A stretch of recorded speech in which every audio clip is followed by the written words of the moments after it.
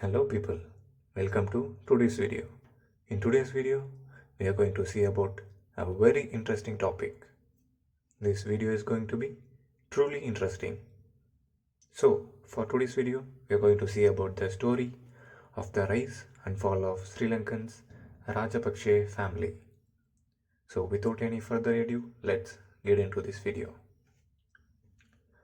Mahinda, Gotabaya, and the others are a part of a tenacious political dynasty that is perhaps South Asia's biggest and perhaps its most brazenly nepotistic.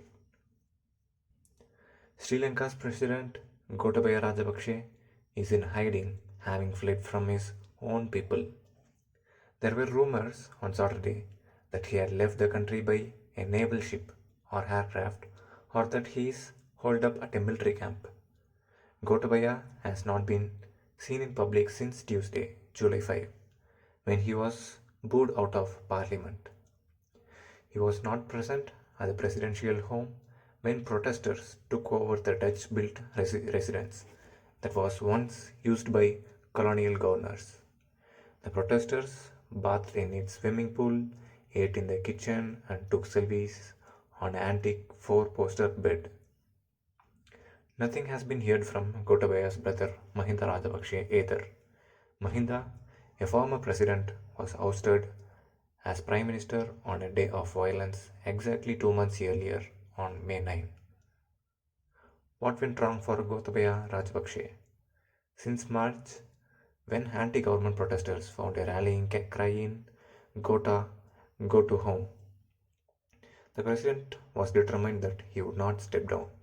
His reasoning that led he had been elected by 6.9 million people, which translates into a majority of 52.25%.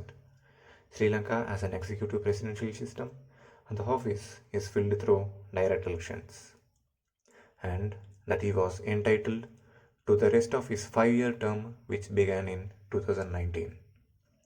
But he clearly did not fathom the extent of public anger at the government's mismanagement of the economy, in which he played a directly crippling role. Gotabaya appeared to believe that his image as the savior of the country from terrorism. He was defense secretary in his brother Mahinda Rajapaksa's government at the time of LTTE's military defeat in 2010. So, is this the political end of the president? Gotabaya Rajapaksa believed his planning of military strategies against the LTTE and later the much praised beautification of the capital city equipped him to run the country. But clearly it did not, and he goofed it up with all his ill informed tax cuts and his sudden edict to farmers to switch to organic farming. Along with the coronavirus pandemic, all of it added to the economic pain inflicted by the collapse of the tourism in the aftermath of the Easter bombings. Since March 31, when his private home in the Colombo suburb of Mirihana, Pangirivata came under attack from hundreds of protesters, the writing had been on the wall. As the yells from the street for him to resign grew louder, Gotabaya could have chosen to step down any time in the last 4 months, but he made his brothers Mahinda, Basil, and Jamal resign, leaving the main demand of the people unmet. He also brought in Ranil Wickremesinghe as a prime minister, thinking that would pacify the protesters. Instead, it only appears to have increased the anger of the people. Now, Gotabaya had to flee like a day's post pushed out by the people instead of the dramatically elected by the majority leader that he was proclaimed he was.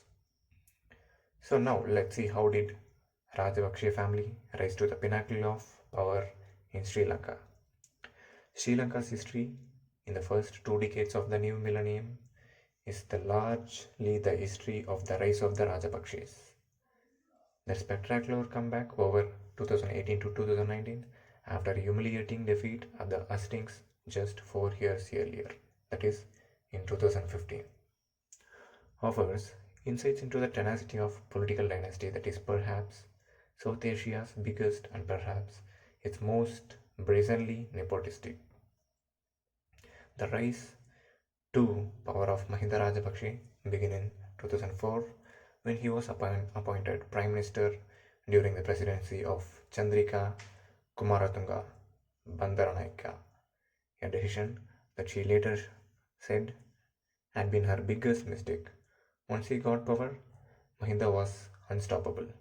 He won the 2005 presidential election and then made the decision to launch an all out war in the north and east against the LTTE. His brother Gotabaya, who had earlier served in the Sri Lankan army, played the key role of defense secretary. The victory over the Tigers strengthened the Rajapaksa's grip on power. In the Sinhalese south, Mahinda and Gotabaya ascended to godlike figures in the eyes of majority Sinhala Buddhist community for freeing them from the terror that the LTTE had unleashed on them. Mahinda won second time as president and had the constitution amended to remove the two-term bar. He was confident that he would be president for life. Continuing as Mahinda's defense secretary, Gotabaya became a parallel power center, wielding influence by spreading fear. He had given his office a regal touch, his throne-like chair placed at a level above those of his visitors in a statement of power. On his watch, dozens of people who were known critics of the government were abducted, some never to be seen again. Lasantha Vikramatunge, editor of the Sunday Leader, was killed in 2009. Prageet Eknaligoda, a cartoonist who went missing in 2010, has not been seen since. This was also the time when the Rajapaksas gave free rein to the Bodo Balasena, a Buddhist extremist group that triggered several incidents of anti-Muslim violence. The youngest brother, Basil, was minister in charge of economic development and controlled all investments in Sri Lanka. Chamal, the eldest, was speaker. At the time, according to one estimate, as many as 40 Rajapaksas held one or other office and between them controlled most of the government's finances. Under their grip, freedoms suffered. So, internationally, Mahinda's proximity to China began to worry New Delhi at a time the regional giant had begun making inroads with India's South Asian neighbors. The United States, too, was concerned about China's growing claims in the Indian Ocean region.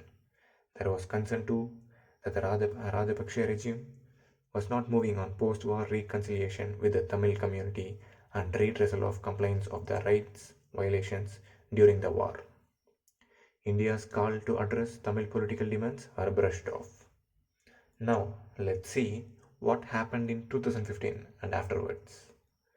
Mahinda had begun taking voters for granted, and his political arrogance had begun to grate. In the 2015 presidential election, he suffered defeat. Mahinda's drubbing in the presidential and parliamentary election was humiliating, but the brothers bided their time. The Sri Lankan Paramana Podujana was their relaunch vehicle. When the Sirisena Vikramasinghe government collapsed under the weight of its own contradictions, its failures shockingly evident in the inability to prevent the IS-inspired 2019 Easter Day terrorist attacks, the Rajapaksas lined up their decks. Later that year, Gotabaya Rajapaksa would be voted in as president after he reluctantly gave up his American citizenship to qualify as a candidate on the back of people's fears that terrorism would return to Sri Lanka. Mahinda, who could not contest the 2019 presidential election because the two-term bar on the presidency has been restored by the previous government, led the SLPP's landslide win in the parliamentary election and became the prime minister. So, hope you enjoyed this video. If you like this video, please give a like, comment and share. Thank you. Bye.